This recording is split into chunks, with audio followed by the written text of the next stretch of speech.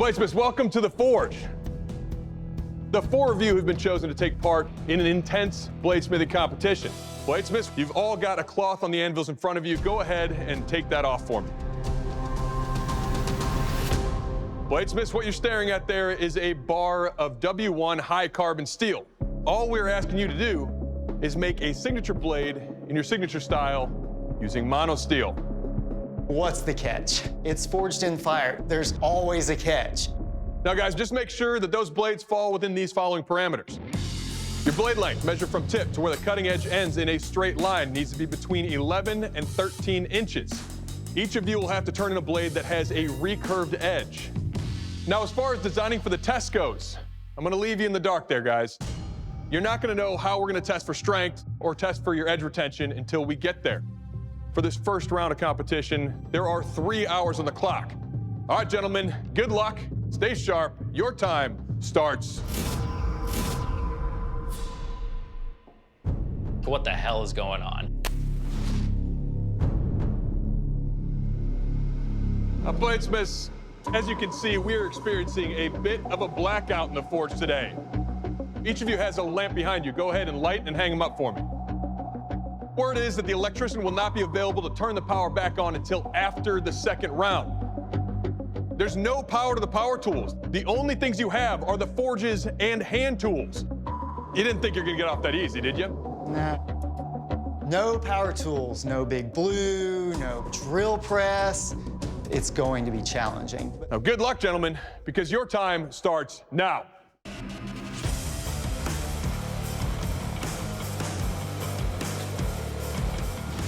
Now, I gotta really pay attention to my watch, because with the power going down, the clock's out too. These guys have no clock to reference how long they've got left. We've never done a no electricity competition.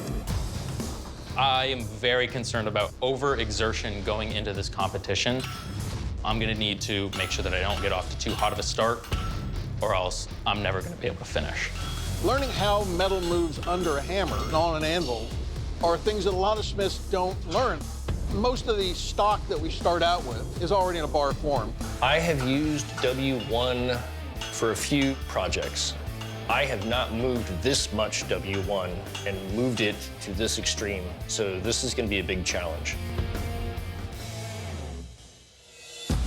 Just got to get a blade I can turn in. W1, it's really hard to work, and we've got a 1-inch round of it, and we've got to draw this out without power.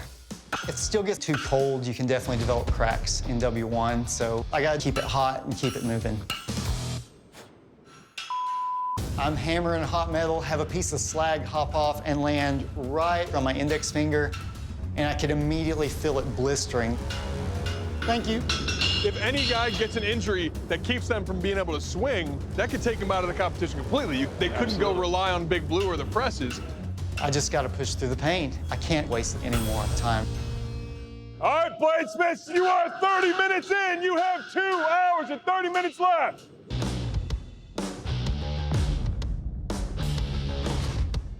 I got my blade to length, so now I can start shaping it. I would probably call the blade shape that I'm going for some kind of a kukri. Looks good. Dan's blade is one of the nicer shapes I've seen in a long time, and he's doing it all by hand. I feel pretty good about his shape, but I just know I need to get a move on the tank because that's going to be fairly time-consuming to draw out. I'm gonna try to get just a bit more length and then get to drifting. So I've never drifted a hole. Always Never? drilling. Never. I've done it like twice. It's awful. Normally, you just get to drill right through the material, and it's super easy. But I don't have power for a drill press, so I have to finish up these punches before quench, because as soon as the quench happens, the blade will be too hard to punch pinholes. But luckily, drifting these tang holes is surprisingly easy. Hell yeah. Come on, baby. I'm putting in the bevels on my blade. Trying to put in the edge on this is going to be very difficult without power tools after it's tempered. Developing the traditional skill sets with just hammer and anvil really allows you to branch out and do other things. Yeah. I'm pretty confident I'm going to accomplish this in the time I have left. 10, 9, 8, I'm just kidding, guys. You are halfway through. You have 90 minutes left. That's not funny. If you're up there, it's funny. It's not funny out here.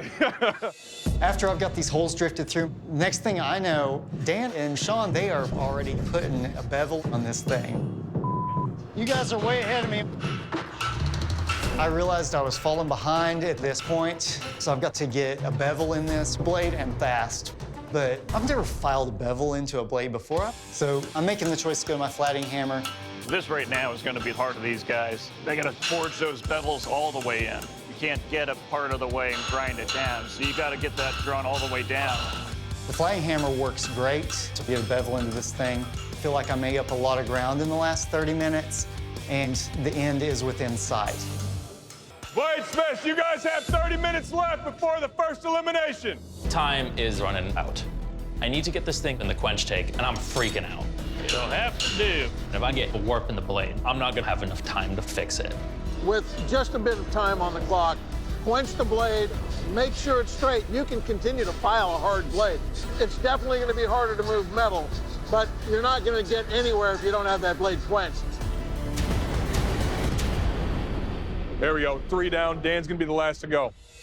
Bladesmiths, you have 15 minutes left. I'm running behind schedule. We'll see. I've wasted too much time punching holes, so I'm gonna take my chances and skip normalizing in order to save time.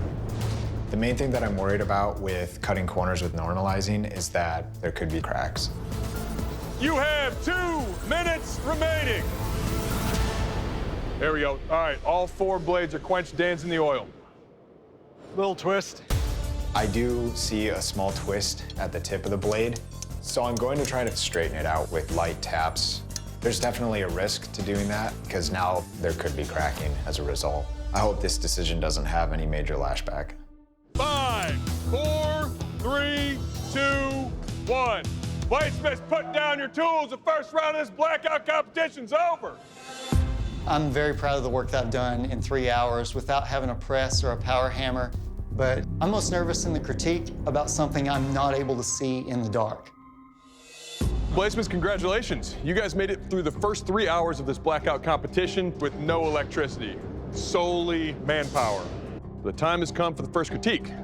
Dan, you're up first. You ready? Absolutely. Please present your work.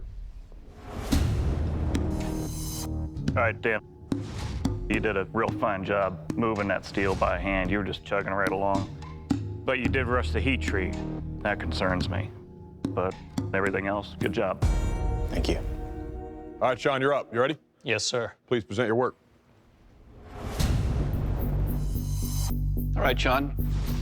Got a nice profile with your blade, but your curvature that you have here, it's got to flow a little bit more so that it doesn't get hung up. You go to the second round, you just got to smoothen that out and refine it. But overall, good job. Thank you, sir. All right, JD, you ready? I am, sir. Please present your work. All right, so JD, good job. The biggest concern I have with your blade is the profile. Right now, you've got this large belly way at the front of this blade that may affect the way it cuts. Handle-wise, it's sticking up above everything, kind of drives everything back into the hand. But the blade is straight. Good job. Thank you, sir. Finally, we got Ron. Are you ready? Moving forward. Please present your work. All right, Ron. First up, nice hammer strikes in there. Now, your recurve here, you have a belly that's prominent to where I can decide whether I'm going to cut with this or cut with this belly. If you move forward, I'd like to see your recurve here be much more subtle. But overall, good job. Well, gentlemen, you guys all brought forward blades that met our parameters. But guys, in this competition, only 3 of you can join us in the second round. And although difficult, our judges did make a common decision. The bladesmith leaving the forge is JD. Unfortunately, your blade didn't make the cut, and Jay's gonna tell you why. JD, that was a really tough challenge, and we had to pick out little differences, but the reprofiling of your blade is gonna have more work for you than your other smiths. That's why we're sending you home. I understand. Well, JD, you showed us you're a talented smith, but unfortunately, your time in this competition has ended. And I have to ask you to please step off the forge floor.